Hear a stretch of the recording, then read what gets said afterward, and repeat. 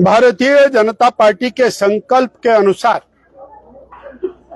हिमाचल प्रदेश के हर विधानसभा क्षेत्र में आजादी के महापर्व के ऊपर तिरंगा यात्रा निकालने का संकल्प है। आज नाहन विधानसभा क्षेत्र के भाई बहनों ने भारत माता की जयकारा करते हुए उन वीर सेनानियों को नमन करते हुए जिन्होंने हंसते हंसते फांसी के फंदे चूमे, भारत को आजादी दिलाई, उनको नमन करते हुए तिरंगा लहराया और भारत माता की जय घोष किया, तिरंगा यात्रा निकाली। कल हमारे क्षेत्र के सभी कार्यकर्ता, सभी भाई बहन अपने अपने घरों पर तिरंगा लहराएंगे और उसकी सेल्फी भेजेंगे।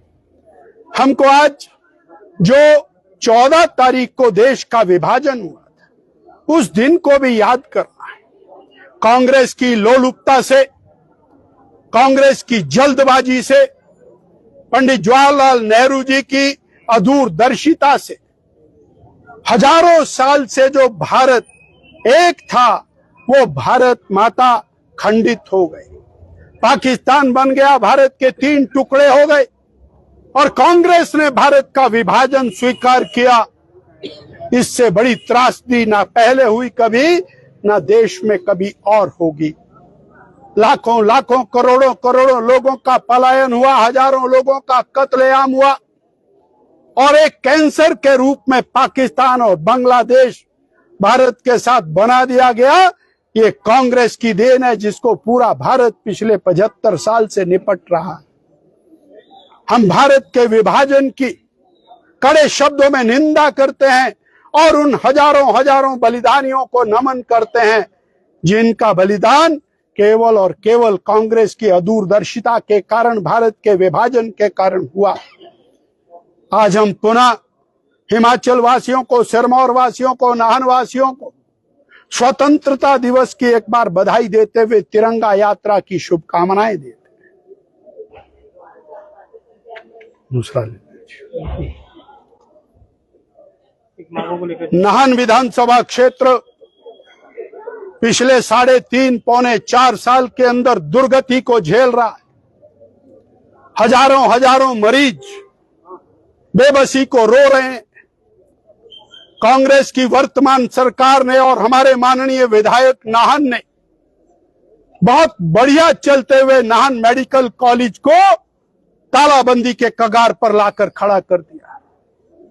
वो 200 बेड का हॉस्पिटल, जिसको 500 बेड का हॉस्पिटल बन जाना चाहिए था, उसके भवन निर्माण को बंद करके खंडहर में तब्दील कर दिया।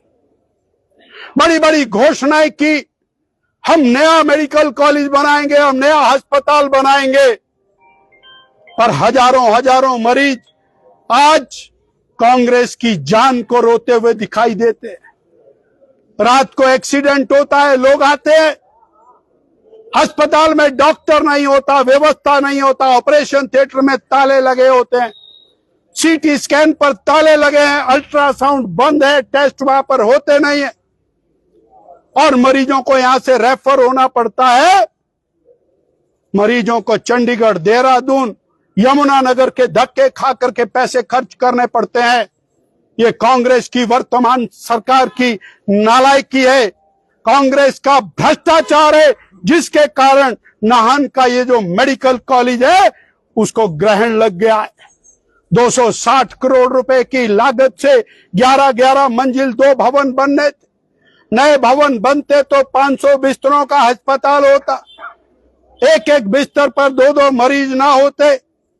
हमारे पास माकूल स्थान होता जहां एमआरआई, सीटी स्कैन, अल्ट्रासाउंड लग सकता। 4 ऑपरेशन थिएटर की जगह 10, 8, 12 ऑपरेशन थिएटर होते, परंतु यहां ओपीडी में डॉक्टरों को बैठने की जगह नहीं। कैंसर का संस्थान बनना था, वो बंद हो गया। माता और शिशु के अस्पताल के लिए 20 करोड़ रुपया दिया था, वो पता नहीं कहां गए। 70 करोड़ रुपया नर्सिंग कॉलेज के लिए दिया था, वो पता नहीं कहां गए। आज कांग्रेस की सरकार की जाने का समय आ गया है और अब थोड़े दिनों के बाद ये फिर ड्रामा करेंगे और किसी नई जगह के ऊपर शिलान्यास करेंगे, वाहवाही लूटेंगे, 4 पिल्लर वहां खड़े हो जाएंगे और इतने में इनकी सरकार चली जाएगी। पर 5 साल में जो मरीजों का नुकसान हुआ उसकी भरपाई करने का इनके पास कोई साधन नहीं। नाहन डूबता चला जा रहा है। अगर ये मेडिकल कॉलेज आगे बढ़ा होता तो यहाँ रोजगार भी होता, आवागमन भी होता, 1000 लोगों का प्रतिदिन आवागमन होता, लोगों को साधन मिलते। परंतु बाकी मेडिकल कॉलेजेस को मशीनें भी मिल रही हैं, साधन भी मिल रहे हैं, हमारे पास भवन नहीं है तो मिलेगा क्या। अब तो एक और ड्रामा हो रहा है, पुराने भवन के ऊपर प्लास्टर उतार करके वहां पर बेजा खर्चा करते हुए पेट पूजा का काम चला हुआ है। नया भवन बन जाता तो वो पुराने को प्लास्टर लगाने की जरूरत ना पड़ती। ये कोई एक बात नहीं। काला आम की उप तहसील को बंद करके हजारों लोगों को और लाखों रुपया प्रतिदिन खर्च करने के ऊपर मजबूर कर दिया। 5 गांव में 5 पटवार सर्कल खुले थे। पटवारियों की जो और एक मोनोपोली है उसको तोड़ा गया था। लोगों को घर में सेवा मिल रही थी। हमारे विधायक जी को कौन सा ऐसा और कष्ट हुआ जिसके कारण उन्होंने पटवार सर्कल बंद करके पटवारियों को उठा दिया। प्राइमरी हेल्थ सेंटर खोला गया था पंजाल के अंदर, डॉक्टर वहां बैठा था, बिल्डिंग बना दी थी, दवाइयां मिल रही थी, इलाज हो रहा था। पंजाल की पीएचसी को ताला लगा दिया। तो लोकपुर में लाखों यात्री आते हैं, वहां प्राइमरी हेल्थ सेंटर खोला, दवाइयां मिली, डॉक्टर लाए, उसको भी ताला लगा। सैनवाला मुबारकपुर में एक पीएचसी खोली थी, उसको भी ताला लगा दिया। भारापुर की सीएचसी को ताला लगा दिया। और तो और जमटा में एक वेटनरी थी, उसको भी ताला लगा दिया। दगेड़ा में वेटनरी थी, उसको भी ताला लगा दिया। हमने नई वेटनरी खोली थी देवकापुरला में, उसको भी ताला लगा दिया।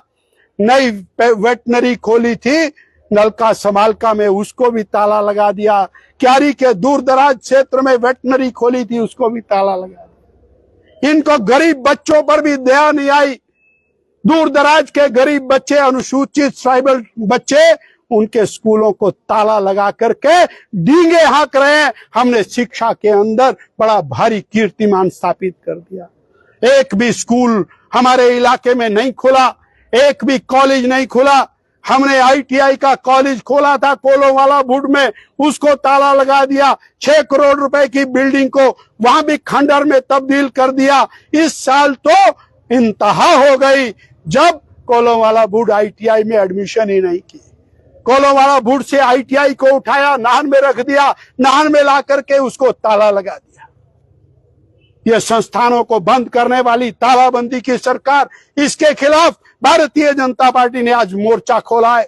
हर महीने सड़कों पर उतरेंगे, सड़कों की दुर्दशा के लिए उतरेंगे, पुलों के निर्माण के लिए उतरेंगे, लोगों के अधिकारों के लिए उतरेंगे।